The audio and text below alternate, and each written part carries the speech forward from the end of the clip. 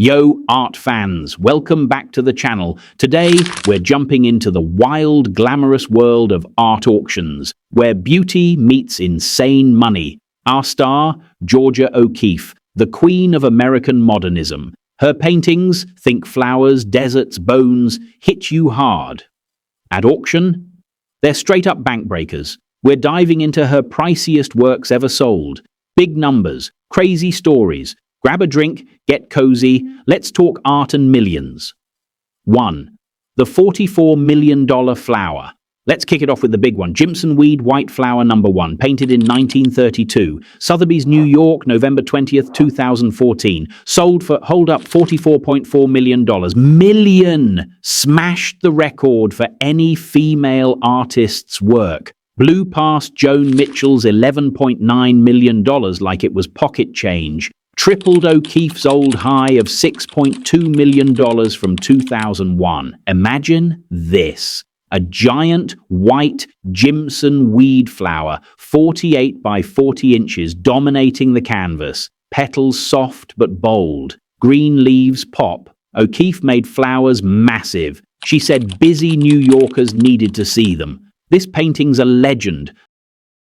2nd A Street. Next, let's hit A Street from 1926. Sotheby's, New York, 2018. Pulled in $13.3 million.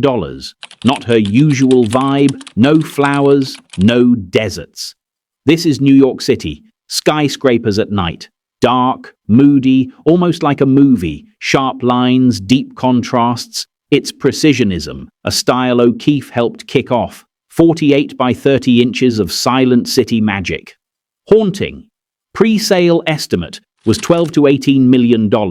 Landed low, but come on, $13.3 million ain't nothing. Here's the kicker. This sold in a contemporary art auction. Not just American art, global collectors, Asia, Europe are eyeing O'Keeffe now. 3 White Rose No. 1. Now, White Rose with Larkspur No. 1, painted in 1927, Christie's, New York, 2022, nabbed $26.7 million. Another floral banger, a white rose and larkspur glow on canvas, light and shadow play games. It's intimate but powerful. This came from Paul Allen's estate.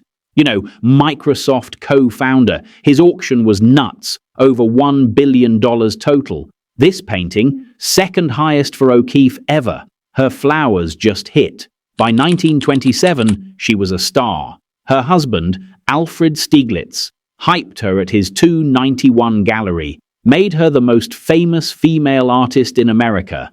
This painting's proof. Bold, emotional, collectors love it. 4. Calla Lilies with Red Anemone. Let's talk Calla Lilies with Red Anemone, 1928. Christie's, New York, 2001, sold for $6.2 million. That was O'Keeffe's record before Jimson Weed stole the show. Picture creamy calla lilies, vibrant red anemones, 32 by 17 inches. Small, but it slaps. Estimate was $2.5 to $3.5 million. It doubled that. Some critics saw her flowers as sexual. O'Keeffe shut that down, said it's about form, color, beauty, not symbolism. Collectors didn't care. They paid $6.2 million. That's the vibe. 5. On the Old Santa Fe Road. One more, On the Old Santa Fe Road, 1930 to 31. Sotheby's, 2014, grabbed $5.1 million. Same sale as Jimson Weed. Pure New Mexico, rolling hills, dusty road, endless sky. O'Keeffe's love for the Southwest pours out. Estimate was $2 to $3 million. Beat it. New Mexico changed her. She moved there in 1929, fell hard for the desert. This painting mixes realism and abstraction, feels alive, still fresh. Why O'Keeffe's market is on fire. O'Keeffe's a trailblazer, period. Broke barriers as a woman in a man's world. Her style, unmistakable, emotional, spiritual. Her flowers feel larger than life. Her deserts? Eternal. Bones? Deep. Almost sacred. She's tied to modernism's core, thanks to Stieglitz. Auction houses play it smart. They put her in global sales, not just American ones.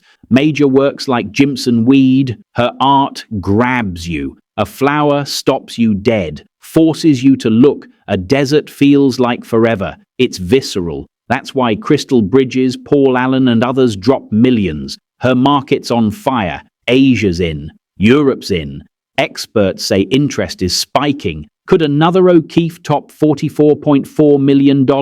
A street had a high estimate. Maybe soon. The art world's watching. Her sales? They lift every female artist. Shine a light where it's needed. Her legacy isn't just dollar signs. It's how she changed what we see. A flower, a bone, a desert. She made them new.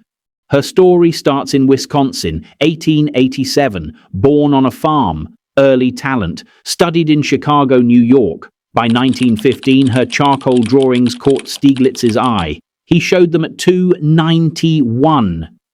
By the 1920s, her paintings were everywhere. Flowers, cityscapes, then New Mexico. She lived there till 1986, painting till her eyes gave out. Her works in every major museum. MoMA, Met, Whitney. O'Keeffe's not just an American name anymore, she's global. Contemporary sales expose her to new money. Think billionaire collectors from Hong Kong, London, her paintings fit anywhere. A penthouse in Dubai, a villa in Paris, that's why prices climb. Plus, her works are rare. She didn't flood the market. Each piece feels like a treasure. When one drops, it's an event. Take Jimson Weed again. That $44.4 million wasn't just about the painting, it was history. A moment. Female artists breaking through. The art world's old boys club shaking. O'Keeffe's sales rewrite the narrative. Same with White Rose. Paul Allen's auction was a flex, but O'Keeffe's piece stood out. It's not just art, it's a statement. Her paintings have that pull. They're not just pretty, they're alive. They demand attention. That's why collectors pay up. Before we bounce, let's talk impact. O'Keeffe's art makes you feel. A flower's not just a flower, it's a world. A desert's not just sand, it's eternity. She stripped things down, made them essential. That's why her work lasts. Why it sells for millions. All right, that's the rundown on Georgia O'Keeffe's priciest artworks. Which one's your fave? Drop it in the comments, like, subscribe, hit that bell for more art deep dives. Thanks for hanging out. Catch you in the next one.